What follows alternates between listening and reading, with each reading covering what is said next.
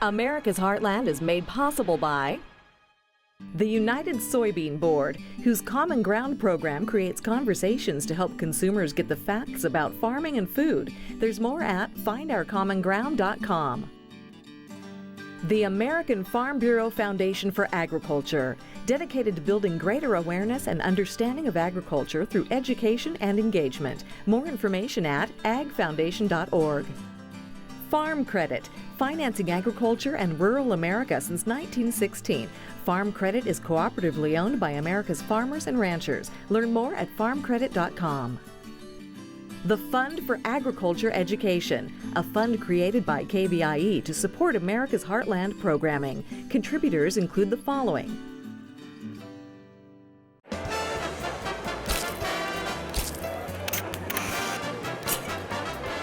they jockey for position to get the best photo.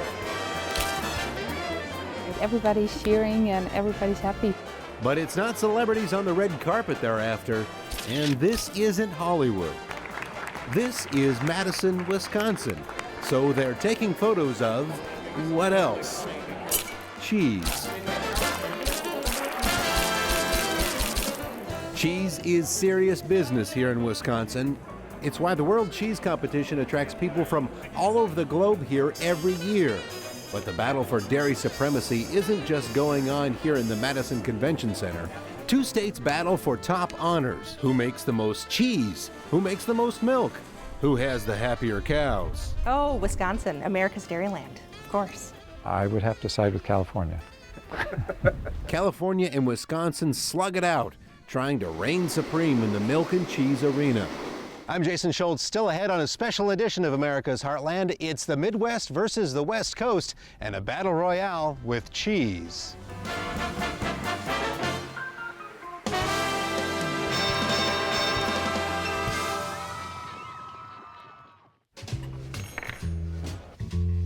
The competition it's been tougher and tougher every year.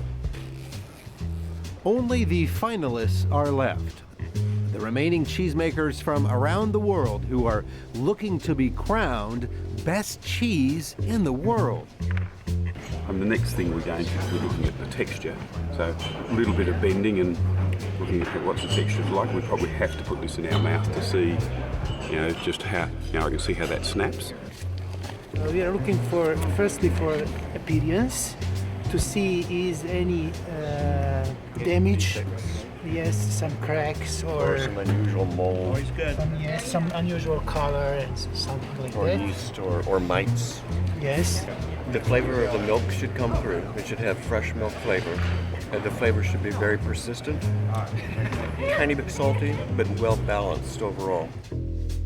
If you're one of those folks who just chomps into string cheese, Probably one of the main problem with this cheese is that it might be a little bit chewy.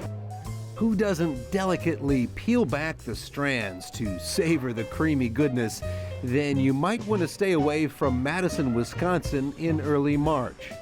Probably one of the best flavors. A little bit too much salt. And definitely keep your distance from Robert Ashbrook. I'm chief judge for the world contest. Robert and all of the other judges here take their cheese seriously. Quite seriously. The cheese sampled here has been flown in from across the United States and around the world to vie for the title of World Cheese Champion.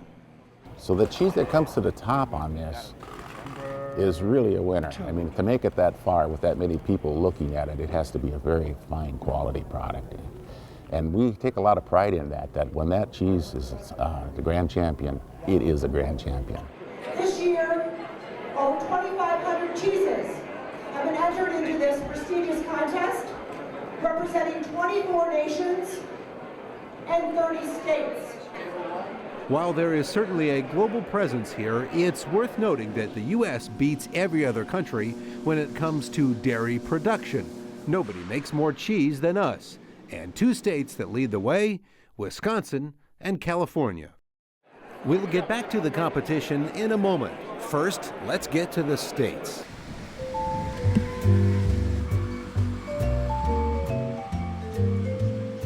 This is Fiscal Farms, located just south of Sacramento, California. And this is John Fiscalini. My grandfather moved here in 1912 and started dairying, I think, in 1914. So we've been an actual farm for 100 years and a dairy farm for 98 years.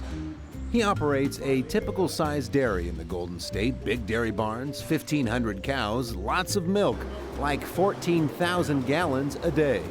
It was probably back in the, 1970s, 1980s, where the California dairy scenario changed from the average dairy size being, smaller than a couple of hundred to larger than 400 or 500.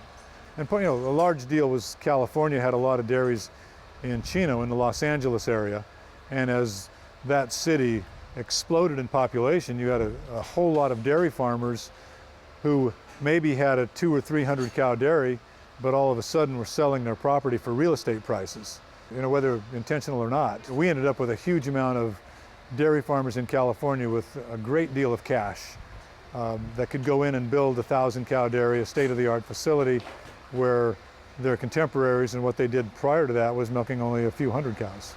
California's Central and South Valleys are home to large-scale dairies like Fiscal Farms, and some are even much bigger.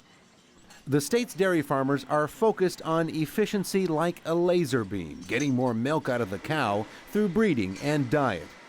This isn't the idyllic image of dairy farms, but John says that's okay. I think the large dairies got blamed for changing the lifestyle, changing, what a farmer was. But in the long haul, it seems to be the most efficient way to produce milk. And from what most people would say, the larger dairies have more money, have more employees, therefore they have a better quality milk. After the milk leaves the cows here, most of it ends up going to a processor to be made into dairy products like ice cream. And some of the milk doesn't travel far at all. Mariano Gonzalez is the cheesemaker at Fiscalini Cheese. He's from Paraguay. This morning he's making an old world style cheddar. Every day we're coming with a mentality of making a superb cheese. We're starting with a perfect cheese in our mind, and from there we're trying to, basically what we do is guide the bacteria in their process of fermentation. We give them the right environment to grow and develop acid and texture. Fiscalini's cheddar cheese actually won an award for the world's best extra mature cheddar in 2007 in London. When you talk about using fresh milk for cheese, this is about as fresh as you can get. Oh yeah, there's probably no more than an hour and a half, and the first cow got milk in my tank by the time that we bring the milk and start making the cheese. We can actually trace our roots back to dairy farming in Switzerland back to 1705, so 300 years of dairy farming, and they had to be cheesemakers in Switzerland because I visited where they lived, and if you had dairy cows that high up in the Alps in the winter, you either threw the milk away or you made it into something that would last long enough that you could sell it later on. And I know my ancestors were Swiss, so they were pretty tight, so they didn't throw it away. So undoubtedly they made cheese in the winter and then carried it down the mountain and sold it in the spring. Making award-winning artisan cheese requires lots of time and attention to detail. Mariano showed me the aging room where the cheese wheels are covered in mold. And what does the mold do to the cheese? It protects the cheese really for not to lose so much moisture in this case. In other cases, the mold gives flavor to the cheese and different things. The important here is to develop all the mold on the surface of the cheese, so underneath the cloth, the cheese can develop the rind. Some people might say, wait a minute, mold on cheese, that doesn't make sense to me, but for you, for a cheesemaker, this is exactly what you want. Oh, absolutely. It's a legacy, if you will, but you want to pass the legacy down to the next generation and the following generations, and you want to keep everything intact and continue to grow on it and build it. The artisan cheese helps with John's bottom line, but he says he's pretty much maxed out when it comes to efficiency. The price to feed his animals and fuel his farm keeps going up much faster than what he gets for his milk. The price of milk paid to farmers here is set by the state of California. Our profit level has gone down to the point where we've lost money for a number of years, and you have to borrow against land to stay in business. When you've been in business, you're my age, 60 plus years, and you've been in business your whole life, and supported your family, and you've supported your employees, and you find out that you either have to sell your facility or you're going to go through bankruptcy or whatever. I'm sure that's got to be an extremely frightening situation, and I don't know how I would handle that myself. As I'm looking at where I am in this economy, I realize that every day that I'm losing money, I'm getting a little bit closer to that. I hope to hang on. I hope to be able to have my son and my grandson continue the legacy here, but it's getting very grim. While the picture remains bleak for many dairy farmers, some California dairy farms are finding success by capitalizing on new demand for organic milk and artisan cheese. On a quiet morning just north of San Francisco, fresh milk is being unloaded that will soon get turned into artisan cheese. For the past 2 years, they've been churning out the cheese at Nicasio Valley Cheese Company in Marin County. Well, we've been in the cheese business now for about 2.5 years. Our roots are Swiss-Italian, and our cheeses are all based on recipes from a cheesemaker who comes from the same village in Switzerland that our grandfather immigrated from over 100 years ago. The LaFranchi brothers are taking advantage of the growing demand for farmstead organic cheeses, and their location is just right for a renaissance of sorts. Our dairy operation has been in the family since 1919, but the dairies of West Marin were the original San Francisco milk pail and for many years the dairy capital of California.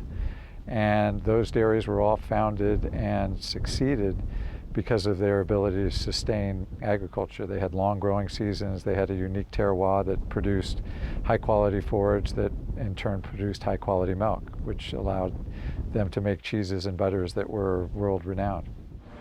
But as those larger dairies took hold in California and were able to increase their efficiency, this region lost its edge. They couldn't milk the number of cows that you can in the valley. The environment just won't support that. And they also had to use similar feeds a good part of the year that they had to pay for the trucking to come up here, and the cost just didn't pencil out. So why is LaFranchi positive about the future for this dairy region? 3 things: an increasing demand for organic milk, growing interest in artisan cheese, and changes in regulations that mean cows must spend several months each year grazing on pasture ground in order to be certified organic. The 420 cows here spend the rainy months on the pasture grounds when the grass is green. During dry months, they're in cow barns eating organic feed. Our area has become a unique cheese-making region. 15 years ago, there were 3 cheesemakers in the North Bay. Today, there's 29. And so we're very proud to be a part of that and believe that collectively we're establishing a region that hopefully will someday be known worldwide as one of the fine cheese regions of the world. I think there's an appetite and a growing appreciation for artisan cheese throughout this country that is still very early in its beginning. And I look forward to where we are 10 years from now as far as artisan cheese consumption in this country, because it has nowhere to go but up. About 10 to 15% of their milk ends up as artisan cheese. The rest gets sold to a distributor for milk. Because it's organic, the price is not set by the state of California and hasn't been subjected to the ups and downs of conventional milk prices paid to farmers.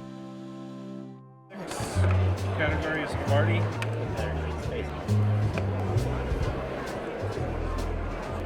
Back at the cheese competition in Madison, the judges are carefully sniffing, sampling, and deciding which cheeses will make it to the finals. And for such job, you need to be fully concentrated. No thinking about anything else, just about cheese. The competition has been tougher and tougher every year, and the reason is the quality of the milk has improved immensely in the United States. From the day I started in the cheese factory making cheese, we had a small test or 2 that we did on the milk before we used it. Now that milk is tested in so many ways, and that has affected the quality of the product, the finished product. You start out with a good raw material, you'll wind up with good finished material. It's a sold-out crowd, 400 people waiting anxiously to see the winners and sample some delicious cheeses from around the world. To me, it's like the perfect combination of an event where you get to be in the room where the world champion is named, and at the same time you're eating some amazing cheeses from countries that you would never have the opportunity to eat otherwise. They have judges from all over the world, and they have an American with somebody else from a different country. So they share their knowledge in aromas and salt levels and all their taste buds, and then that they can agree on something, on a cheese. You know, it's tremendous. Not far away from the hot competition inside that Madison, Wisconsin ballroom, on a snowy and cold countryside northeast of Madison sits the Crave Brothers Dairy. The milk is flowing here. The Crave Brothers will milk 1,000 cows today. The family purchased this dairy farm in 1980 and in 2002 started making their own farmstead cheeses. We're just looking at how to grow the family business, how to get off the commodity treadmill, however you want to look at it, but just add more value to our product that we produced, our raw product, which was raw milk that we produced on our farm. They make fresh mozzarella along with European-style cheeses that have won several awards. This is a real reflection of what we do at Crave Brothers Farmstead Cheese, where just a few hours ago these curds were milked at our farm just 320 feet across the road, where the milk comes over, it's pasteurized, and then we make our farm fresh cheese out of it. Specialty cheeses have always been a part of Wisconsin's dairy profile, but like dairy farmers in California, they're taking advantage of a growing interest in artisan cheeses fresh from the farm. That's on display at Sassy Cow Creamery in Columbus, Wisconsin. The Bearwolf brothers are meeting the demand for organic and non-organic milk. There are 200 cows on the organic side of this operation and 400 on the non-organic. Their milk ends up getting sold as milk, cream, cheese, and ice cream. In eastern Wisconsin, about a mile from Lake Michigan, is Saxon Creamery, where you'll find artisan raw, unpasteurized cheeses made from pasture-fed cows. Our dairy is based on pasture, and pasture and dairy cows just fit together like a glove and a hand, or a baby with candy. Cows are bovines, and they thrive on an environment where they're outside and they're eating forages. We make 4 cheeses with our cow's milk, and what we've done is the food consumer is always changing, and right now there is quite a movement to eat high quality food, knowing the story of where the food comes from, and also the raw aspect of product. For this dairy family, producing cheese was a way to add value to their milk, which normally would be sold as a commodity. Saxon's cheeses are raw cheeses with a European-influenced style. Is it profitable? It certainly is. It's a very good system agronomically and environmentally, and it makes sense financially. Just under a quarter of Wisconsin's dairies use pasture grazing to feed their cows. So there are certainly lots of similarities. California cows look a lot like Wisconsin cows. Their cheese vats look the same. The milk flows just as well in Wisconsin as it does in California. So how do the states stack up? When it comes to milk, California wins. The Golden State produces more milk, almost a quarter of the U.S. milk supply. But Wisconsin makes more cheese, and specialty cheese is really taking off in Wisconsin. Almost half of the specialty cheese made in the U.S. comes from America's dairyland. We really specialize here in Wisconsin on making specialty cheeses, artisan dairy products to really reflect our heritage here and our history of what we've done in Wisconsin for years and years is making really great dairy products out of our farm fresh milk. Wisconsin certainly has the history. The state was already becoming known for its dairy farming in the late 1800s. And Wisconsin makes more cheese than Italy, Egypt, or the Netherlands. We have the tradition, we have the history, we have the expertise. We have master cheesemakers here in Wisconsin. Just how much bigger are those California dairy farms? Well, think about this. In both states, there are more than 1 million cows. In Wisconsin, those cows are spread across 12,000 farms. In California, only 1,600 dairy farms. And the #1 type of cheese produced in both states, mozzarella. If you were looking for one thing that stepped up the battle between California and Wisconsin dairies, look no further than these. Morning. California's Happy Cow Dairy Campaign. So what do you think then? Get an early start on that alfalfa on the back 40? What's the hurry? Hit the snooze. Great milk comes from happy cows. Happy cows come from California. The idea that California's cheese tastes better because of California's nice climate didn't sit well with Wisconsin's dairy farmers. It's interesting. Yeah, that's all I'll say about that. Did you hear? Hear what? Sadie made a break for it. No way. She's heading to California. Hey, Sadie's going to California. Yeah, well, there was that one of the cow walking in a snowstorm, going to California, and other cows are looking at her, and you see her off in a distance. She's about 100 yards away, and they said, how long has she been gone? 2 days ago. I think our cows are happier here. Really, a cow enjoys cool weather, and we obviously have cooler weather here in Wisconsin. We do have the green pastures, the rolling hills, and really good limestone well water, which really makes really good cow feed. Here we go. Foot massage. California's dairy producers point out that the commercials weren't intended to cast Wisconsin's cows in a bad light. Oh, yeah, those never last long enough. That they are just having a little fun in California's attempt to sell more dairy products. Oh, I love it here. No snow on the grass. Huh? 'Cause I hate big snowdrifts, don't you know? Okay then. See ya. Bye. Bye. What's snow? I don't know. She's been tipped one time too many. They were poking fun at Wisconsin. I hope it was in good nature, and I hope they took that in good nature, but they were cute commercials. While there are differences in taste, varieties, types of cheese, and even the farms themselves, a healthy competition ultimately helps, not hurts, both states. I think it's great. I think it's absolutely great. So Wisconsin was the top dog in the amount of milk that we were producing. And when California came on board, and California really brought home the quantity, it brought Wisconsin back a second and said, wait a minute, we need to focus on our quality. And it's been outstanding for the state. Oh, for sure. There's room for Wisconsin and California.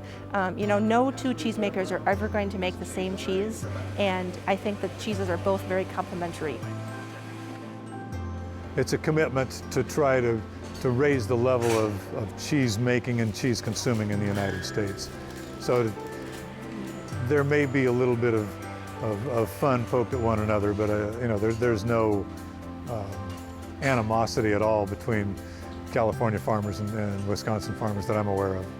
In fact, when California's John Fiscalini was recently honored with a National Dairy Award, guess who nominated him? Wisconsin's Crave brothers. I really think, honestly speaking, we are a team. It doesn't matter in which state we are. Both my friends in Wisconsin and my friend here in California, we're all trying to make cheese and make the best cheeses possible for the American consumer. So really, we make better cheese than they do, but Okay, so we can all get along. But really, who makes the better cheese?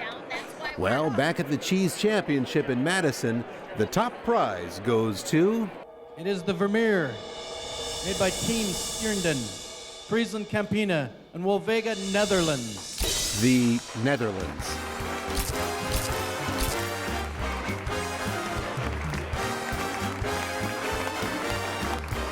Well, if two dueling dairy states can agree on anything, it's getting that world title back on U.S. soil next time.